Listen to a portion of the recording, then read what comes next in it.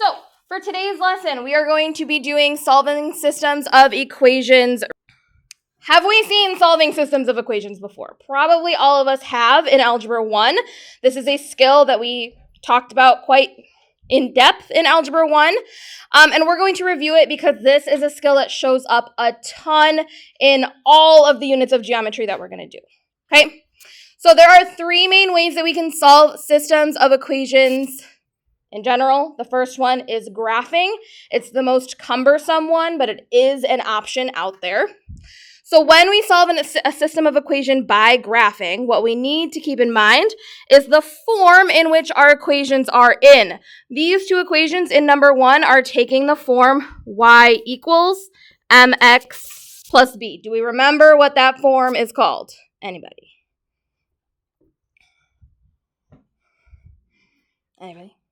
Yeah? Yeah, slope-intercept form. So in slope-intercept form, we have two parts, slope and intercept. Very aptly named. The first part here, m, represents our slope. And the second part, b, represents our y-intercept.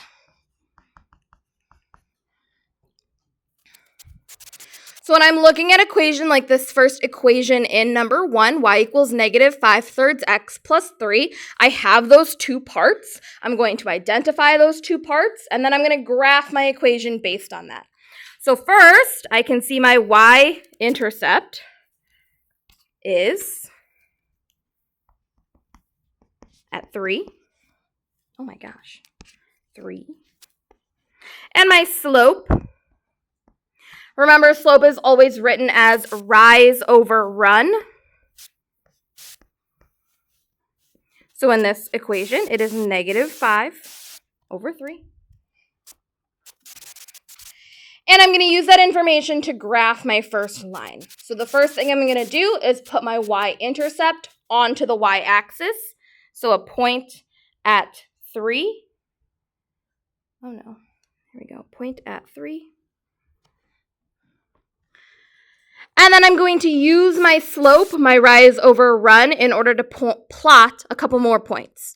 So if I have a rise of negative 5, that means I'm going to go down 5.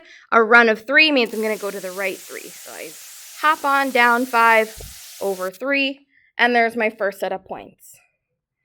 I'm going to connect those up nicely with some arrows at the end, and that's my first line. We're going to do the same exact thing for my second line here. So again, I'm going to identify my y-intercept, which is at negative 3 this time, and my slope, which again, rise over run, 1/3. Use that y-intercept at negative 3 to plot the first point, and use the slope to plot the rest. So up 1/3. I can also use that slope in the negative way, so this is the same as negative 1/3. So if I wanted, I could go down 1 and backwards 3 and get another point. Okay, so now I have two lines. What's the actual solution to this system of equations? Anna? Yeah, 3, -2. It's going to be this point where my two lines are crossing each other. We're going to write our answers always as coordinate pairs. So this coordinate would look like 3, -2. Ooh, not -3, -2.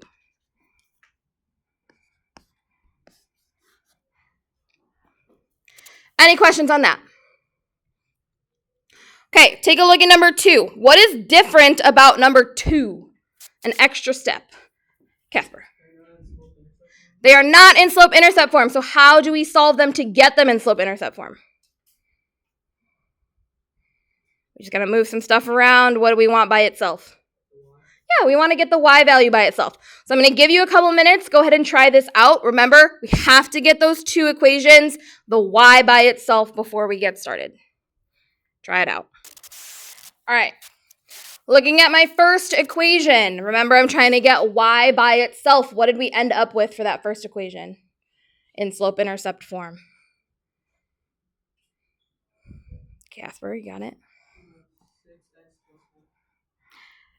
Yeah, y equals, we want to start with the y equals 6x plus 4. And again, we use slope-intercept form to graph. So I put my first point at 4. My slope here is 6 over 1, or negative 6 over negative 1. And there's my second point. Second equation, same deal. I'm solving that equation for y. I've got a negative in there, so it might throw me off a little bit. Negative y equals 2x plus 4. Or y equals negative 2x minus 4. Again, my slope is negative 2 over positive 1. Let's put negative 4 in here. So I can either go down 2 over 1, or I can go up 2 and backwards 1, which is what I'm going to do here.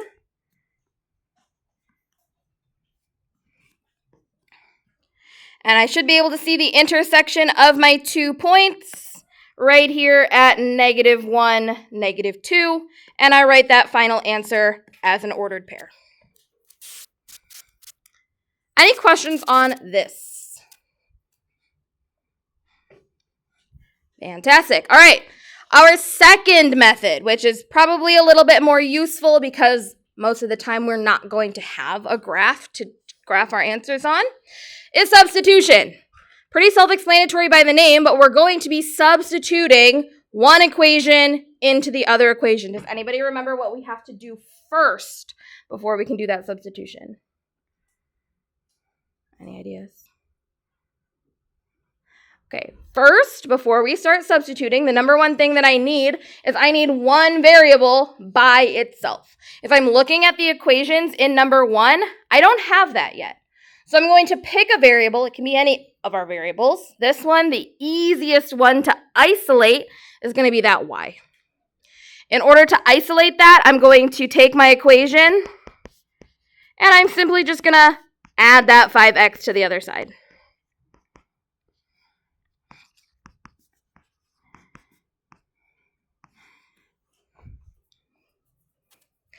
Now that y is by itself, here's where the substituting comes in. I'm going to take that equation, y equals, and I'm going to replace the y in my second equation with 5x minus 2. So let's rewrite that guy. And again, I'm replacing that y, so let's change colors here. I'm going to plug in 5x minus 2. And everything else stays the same.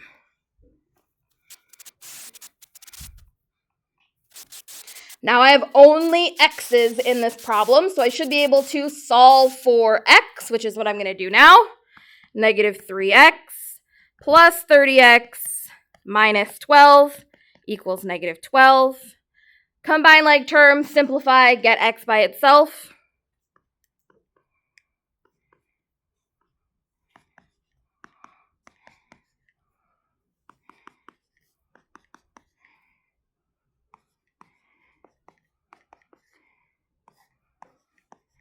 Zero divided by 27, x equals 0. Okay, but I'm not done here. If you remember substitution, you remember we can't just stop when we get the x value. We got to go back and find that y. So I'm going to take that x that I just found, and I can either plug it into one of the original equations that I started with, or what I find to be easier, I'm going to plug it into that equation that I made earlier. So I'm now looking at y equals 5 times 0 minus 2, which is negative 2. And I write my final answer as an ordered pair, of course. Any questions on that? Fantastic. Do we think we can do number 2? All right, go for it. Number 2. Which variable did we solve for? It doesn't really matter, but which one did we pick? Which one did we isolate? Anybody? No one? Casper, what'd you isolate? You isolated the y in the top equation or the bottom equation? Okay, so let's isolate y in that top equation. So that means I'm going to move everything else to the other side and keep y where it is. So I'm starting by adding that 2x to both sides. I got 6y equals 2x plus 6. I'm going to divide everything by 6. I'm not going to be scared of that little fraction in there. It's going to be okay. So I have 1/3 x plus 1. And I'm going to substitute this guy in for y. So that looks like negative 7x plus 8 times 1/3 x plus 1 equals negative 5. I don't know what that is, so I'm just going to call it 8/3 x. Okay. Now I got to do a little bit of fractions here. Negative 7 plus 8/3. 8/3 is a little bit over 2. So I'm looking at 4 2/3. No, 4 1/3. What do I have here? Oh, you know what I did to make my life a little bit easier? Is I just multiplied everything by 3. We can do that. Yeah, why don't we do that? Here's a little trick for you. I don't want to deal with that fraction. Personally, I don't like fractions. So I can just multiply everything by 3 and get rid of that fraction. Let's do that and see what happens.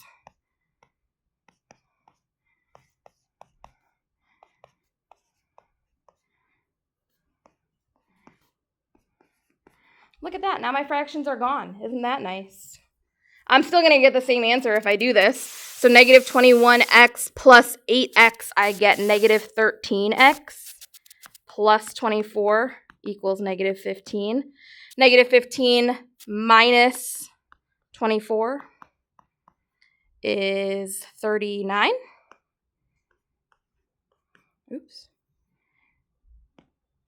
Oh no. Go away. Oh, okay. Yeah, negative 39. So x equals 3. And look at that. We didn't even really have to deal with fractions at all. Then I plug it back in to this guy up here. Y equals, I'm going to do it down here because I need room. This thing is going to make me so mad. Go away. Y equals 1/3 times 3 plus 1. That's 2. So my final answer should be 3, 2. Any questions on that? All right, let's move on to the next and final method, elimination. Now, personally, I think substitution is easier than elimination because for elimination, you need like certain circumstances to be true. If you remember anything about elimination, then you might remember that in order to eliminate 2 equations, we need our 2 equations to have the same variable.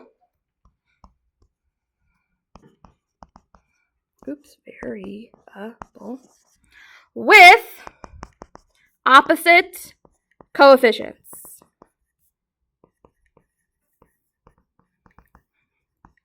Some of you might do your elimination through subtraction instead of addition. I always do addition, so I always need opposite coefficients, which means what I'm looking for example, in number 1, is I'm looking for 2 variables, so the 2 x's, to have the same number in the front, but opposite signs. So that negative 4x and the 4x, that's what I'm looking for.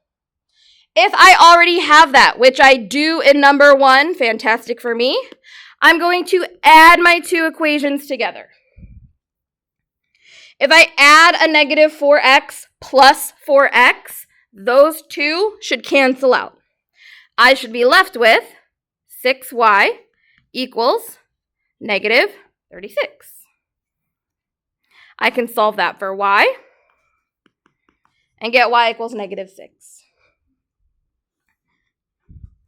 Now, just like I did with substitution, I need to go back and find that other variable. So I'm going to take the y equals -6 and plug it back into one of my original equations. Doesn't matter which one.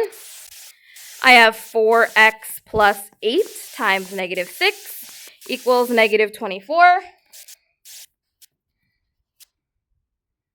And I solve.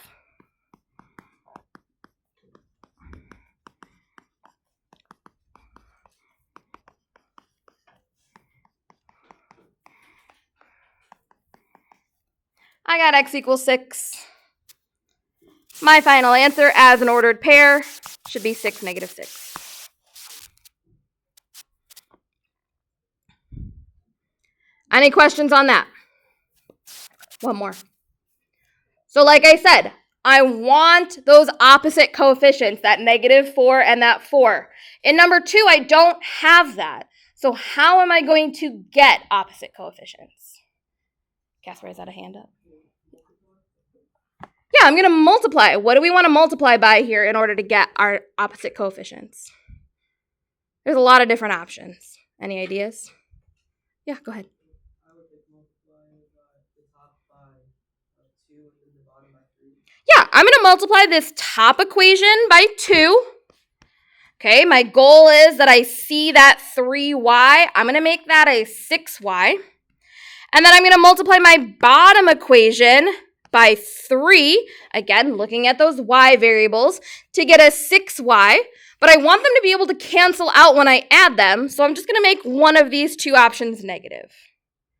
So let's go ahead and do that. We're going to make sure that we multiply the entire equation, 16x plus 6y equals 26. Same thing down here. Nope, change colors. -9x minus 6y equals -33. And now I see that those two variables, the two y variables, are going to cancel out when I add them together. 16 minus 9 is going to give me a 7x. 26 minus 33 is going to give me a -7. 7x equals -7 gives me -1 here. And again, I'm going to go ahead and plug this in. It does not matter where you plug this in, what equation you plug it into. I'm going to pick this one here.